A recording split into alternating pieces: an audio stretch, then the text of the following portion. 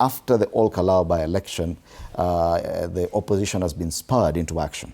That now things are getting serious and things are moving. Bwana Ikua, I know you were involved very much in what happened in Ol-Kalou. That was very much talked about. But what has this done to the opposition or to the United Alternative Government that you can now see all this action within days after that? Well, thank you, Freddie. Let me first start by sending my message of condolences to the two gentlemen who succumbed to political violence, especially to Gunism attack in Ol-Kalou. We lost two young people today in Ol-Kalou. We have a liquid mass that is being attended by our party leader, Rigathi Gachagua, at the Arboretum in Ol-Kalou. So I take this opportunity to send my message of condolences to those families before we start discussing. But coming into your question, basically what Ol-Kalou have done, it has set the stage and it has set the tempo in which the opposition need to pick up quickly.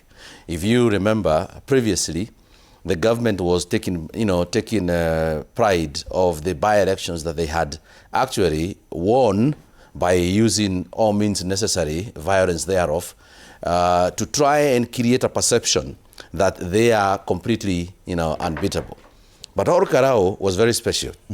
It was special in a manner that it sits right at the center of the mountain, what I would call the mountain block, and it was being, watched and expected by the entire country to be able to showcase what the people versus the government can do, because the Ol-Kalou contest was the government versus the people.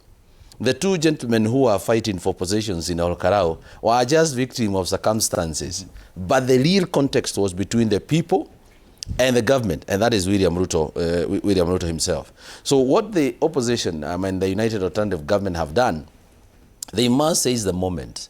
And the moment is now the tempo or what I would call the pace have been set. And the reality of the fact that the government can rule, not just rules, but rules with a huge margin, 7 times over, has actually been achieved.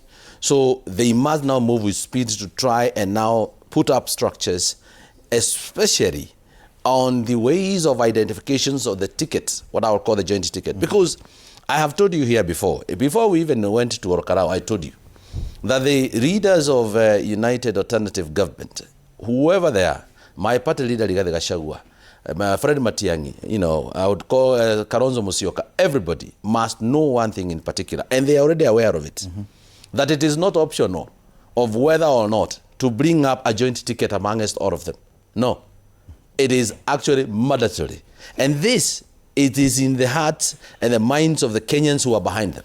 Because politicians need to understand that you are as good as the people who are behind you. The believability of the United Alternative Government taking up power is more on the people than on the principals themselves. So that is the strength. And they understand clearly. Kwetu tunasema kusikiza nini? Kusikiza ground. You must listen to the people and what they want, because that is the reason why you seek to be elected in the first place.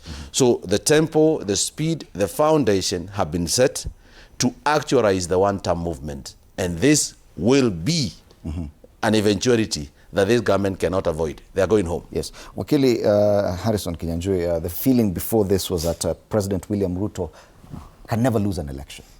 That one way or the other, the government of the day will prevail in any by-election, because they've done so in all the by-elections we've witnessed.